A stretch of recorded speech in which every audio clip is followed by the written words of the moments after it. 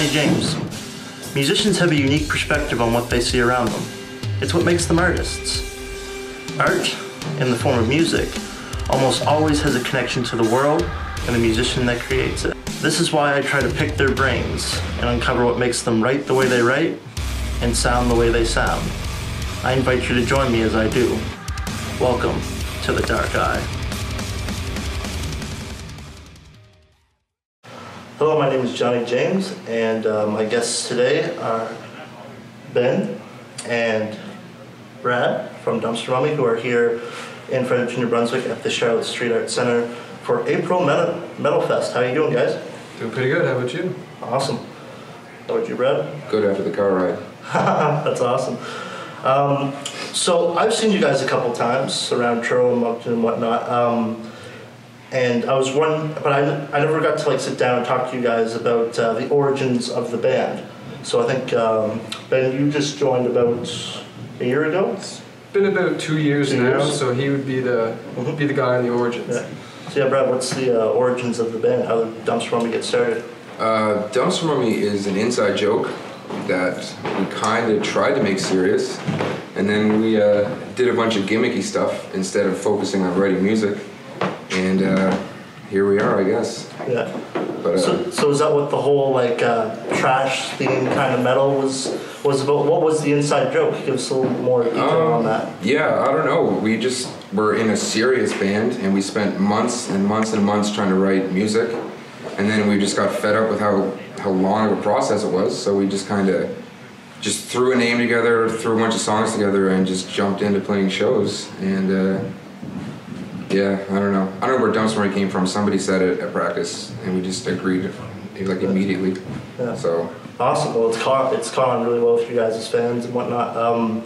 So what about the on-stage get-ups? I know you guys used to wear reflective vests and whatnot, and my favorite thing was when you guys had the trash can that you throw into the middle of the mosh pit. Yeah. Where did that idea come about? that's all Willie, man. Our old singer Willie. That was his expertise, was coming up with that kind of stuff. But like I said, the vests and all that stuff were just gimmicks because we didn't want to write real music. We just wanted to just get out there as quick as we possibly could. But I don't know. He brought the can up, and then venues started taking it and hiding it from us and banning it from their shows. And when Ben joined the band, we didn't have a vest for him. And Sean's was it smelled horrible. They all smelled horrible. And Ben refused to wear it, and who can blame him, right? So we were just like, we got some new dudes, got some new music, no more gimmicks. Still the can though. The can's all right, but it doesn't fit in the van anymore. So we can't bring it. Venues don't like it. Yeah, it was cutting people. There was blood stains on the last can, I think. Yeah. That kind of gross. I remember. What was the first What the Festival show in Truro? Yeah. You guys, someone threw it up and smashed the light and whatnot. And yeah, the lights are still broken to this day. Yeah. It's been 3 years. Yeah. The venue owner won't let the can into that venue now. Yeah. If he sees the can, that's not coming in here, right? Yeah. I don't blame him. Yeah. Oh, it's all good road stories and whatnot. Yeah. Speaking of road stories, you guys recently took a trip down to Newfoundland for the ECMAs. And you guys were nominated. I'll let Ben take this one. Yeah, we got nominated for Lab Recording of the Year. That was quite a trip. A lot of drinking, a lot of lack of sleep. But Newfoundland was super nice. Everyone was really lived up to the stereotype of everyone being really welcoming. And some neighbor who was staying behind the suite heard us talking, came over, gave us a homemade loaf of gingerbread, and couldn't ask for anything better. The showcase went pretty well. It was a good time. Awesome. Were there any bands you guys enjoyed? There's bands from all different kinds of genres. Was there anything you guys enjoyed? Bridges. Bridges? Yeah, we became pretty good friends with those guys. We played the ECMA showcase with them, and we had to go see them the last night before we flew home. Those guys, they're just weird, right? I don't think they fit in with anyone else, which is why we like them, because if we kind of just feel always who do we fit with? It's always we feel kind of like a outsider kind of deal. Awesome. Brad, same for you. Was that the same? Yeah. From that? Yeah, Bridges was awesome because they're weird like we are, and you can't really. I don't even know what they sound like, man. They just play, and you're like, that's awesome, and I don't care how it's awesome, but it's awesome. That and the Combine Those guys are really good from Newfoundland as well. So yeah, we played at the ECMA showcase with those guys as well. So yeah, the Combine, they're sick. Awesome. Well, let's get into talking about your music a little bit. So one thing I kind of noticed, like, Life Compactor came, and you that was when you were first starting with the band. After it was your old drummer Sean, and that was so you were writing that was your first full length, right? Yeah. And so that you guys were working with a new member on your first full length, and then when Trenchfoot, you guys have another new member, Kyle, replacing Willie. Having that factor of like a fresh member in the band for each one of your full lengths, did that impact the sound of the record, do you think? We've still yet to release an album where like everybody who's in the band when we released it worked on it. Because when we did the first album, we wrote the songs without Gilbert. Then when we did Life Compactor, Ben came in halfway. So half the songs. So Sean had half the songs written, so we had to rework them. And then with Trenchfoot, Willie had lyrics for half those songs. I'm not going to get into that. So we had to rewrite lyrics for that. So this is like the closest thing we have to having like an up-to-date, like, you know what I mean? Like, I don't know. Awesome. I wanted to talk about your guys' guitar tone, so I guess this is really a question for you, Brad. One thing I noticed when I listen to you guys is the guitar tone, it's like a completely original thing. And I don't know too much about pedals and guitar gear and whatnot. Was like those like the tone that you use, and you can really hear it in like your pull-offs and like the real groovy parts of your guys' riff. Where did you come up with that tone? Like, was it just by accident, or did you like have an idea in mind, a certain string of pedals? Was it just freak luck? Yeah, I mean, I pretty much just take what people are doing and then I just don't do that. I just do the opposite to what's happening. So I use pedals. Yeah, I got a big pedal board, but I use them like just a little bit, you know what I mean? Just to add a little bit of flavor here and there. But I like weird noises. I listen to a lot of Primus, and those guys are weird. So I guess I just kind of stumbled upon it, really. But I mean, I don't know. I like to. I think it's unique, but everyone uses pedals, right? But yeah. I dig it. I like it. Awesome. That's the other question I was going to ask. When I think of you guys, like, there's no other band I can really relate it to. So what are your guys' influence? Like, what's in the headphones while you guys are recording your stuff? We drove here listening to Planet Pop 2001. That's not a joke at all. It probably repeated 3 times on the way here. But I don't listen to much metal at all, which is kind of weird. I used to, but I listen to like The Chariot's my favorite band. The Chariot actually created Dumpster Mummy. So if you know The Chariot and you're listening to this, try to put that together. But I don't know. I don't really listen to a lot of metal either. Because if I listen to a lot of metal, then I'll write things that sound exactly like so-and-so, right? So I try to listen to I listen to everything. I even listen to some country, listen to some rap music, some hip-hop. I listen to everything, a lot of influence. Yeah. That's awesome. Like, that's a really good strategy. I noticed, like, just the creativity, especially on the new EP Trenchfoot. Like, the first song I heard by you guys was it Trashsteroids? And I've just seen it evolve since then. And like, you guys get more creative, especially there's the title, the first track called Ditch Bite. I just noticed like you're using a different kind of, it sounds like a phaser or something like that, and some real cool new. Yeah, exactly. Totally phaser. What about you, Ben? Other influences? I listen to a lot of stuff other than metal too, but metal's probably the main thing. I listen to a lot of Veil of Maya, Sixth. I really like Sixth. If that's even how you say it, Sixth. It's a weird name. But I know that band that does the kind of like spoken word poetry. Yeah, and they metal. got some some weird stuff, man. Yeah. I also like listen to like a lot of electronic stuff and a little bit of rap here and there, a little mix of everything. Like I said, Planet Pop was in the van on the way here. And nobody complained either. I think we probably have every Spice Girls album in there as well. No shame.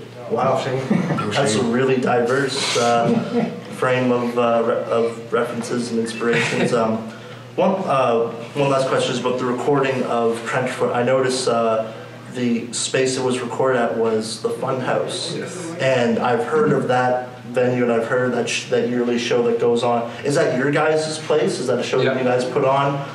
And I hear it's a pretty special thing. Like, what was the origins of that? Me and Brad are living there right now. It's kind of been the jam house for a while, but they, before I joined the band, had been having fun houses years before, right? So Brad can take that one away. Funhouse is WrestleMania. Wow. Funhouse is WrestleMania. You can do shows around town, that's fine and that's great and stuff. But when you do your own like house show, and you're like you pick the bands and you get to like work the sound and like organize it and all that stuff, and it's like your own house, it just feels a little bit more special. You know what I mean? Like it just feels exactly. like. So I compare it to WrestleMania because I mean, we do 100% every time we play or whatever, but like the fun houses are always special. Yeah. It feels different. So yeah. Yeah, there's actually a couple places. I was actually just at a show with Hard Charger, the bassist house, and that's where their jam space is. And I found like you can kind of feel like the essence of that band, and you bring other bands into it. It's like a really tight-knit environment, as well as the Green Lung Grinders house, the Grindhouse. Yeah. You guys have ever visited there or anything like that? It's a really cool thing. But yeah, I get what you're saying. Like that house show, it's a different experience than a venue. Like it's violent too because there's no room for anyone. So like, I'm pretty much setting my gear up behind the guitar amp because people are just, it's a living room. Yeah, absolutely. People are flying everywhere, stepping all over your stuff. Like, it can get dangerous, man. It sucks. Last house party before the Funhouse we played, I looked up and Brad was just looking at me, shaking his head, and there was people flying around behind him. A girl came through, hit my ride cymbal, fell into my kit, and Brad's pedal board's getting stepped on. It's hectic, but at the same time, that's what makes it fun, right? Because if you got to dodge people while you're playing, it keeps you on your toes. Awesome. One last question. You guys credited Matt Moulton, which I believe is the guitar player from Last Culture Noble, and of course you guys have your vocalist Kyle, who's from Last Culture Noble. You guys are good friends, and I actually kind of heard a little bit of, especially with Kyle's vocals, of course, because like I'm so used to hearing them through Last Culture Noble. Why those guys? What was why Matt Moulton to help you guys record Trenchfoot? He just knew what we wanted, you know what I mean? We just knew that we could give him the material and he was gonna make it sound good because we have all of Last Call, we have all like their demos and stuff, and they all sound like amazing. Like on par with album recording. Yeah, like just the demos. And yeah, so we were like, we can go into a studio and spend like $3,000 again, or we can try to do it on our own. Like I've been recording forever. Ben went to NSCC for recording. Like we know how to do it. It's just a matter of actually doing it. So Trenchfoot was supposed to come out in last August, and we recorded maybe 75% of it, and then failed horribly, and we ran out of time. And then we were like, when we did it again this time, it was just smooth sailing. It was from just the beginning over again. Yeah. It's like you were saying, like how they know how to record like really well. Like I remember listening to the remastered version of Set Adrift with their new vocalist, and that's immediately what I thought. It's like that's the quality, and I'm so glad you guys were able to get that kind of quality out of this EP, and it was good. It's like a good quick turnaround for you guys. So big shout out to Matt for that. Yeah, the thing is we were sitting on Life Compactor for a year, and like we were playing shows, and then people would come up to us and they'd be like, "Oh, that's awesome! Can I buy your CD?" And we're like, "Yeah, but nothing we just played is on the CD. We even have a different singer." So it was like, it was embarrassing. You know what I mean? So we needed to get Trenchfoot out as soon as possible, just to get something more up to date, right? And we're working on a new album right now. We're about 4, 5, 6 push. Maybe you're working on another new one already. We're having a brand new full length coming out this August. We've been working on it since like September. And Trenchfoot is just a free appetizer. That's awesome. So new Notes from Me coming August. Absolutely. This August. Well, that's great. You guys are definitely very hard work, committed to your stuff, and that's kind of weird. Like you guys said, this started out as kind of like a non-serious kind of thing, and it's turned into a great thing.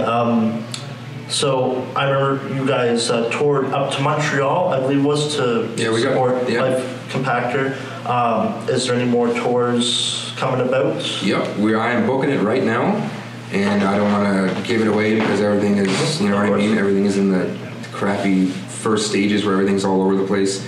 But yeah, in August-ish, we're going to have the new album, tour supporting it, all that stuff that bands go and do, I guess. You know? Awesome. And I like to give bands this opportunity at the end of every interview. Where can we buy your stuff? Merch, what do you guys have? Where can we find and listen to your music? You can check us out on the interwebs, Facebook and Bandcamp. Search for Dumpster Mummy. You won't find it anywhere else. And merch at the show, I guess. Merch at the show. CD Heaven if you're in Dartmouth. But yeah, come out and pick one up. Absolutely. Well, thank you, Ben, and thank you, Brad, for coming in, and good luck with the Metal Fest tonight. It's going to be a good show. And this has been Johnny James with Dumpster Mummy.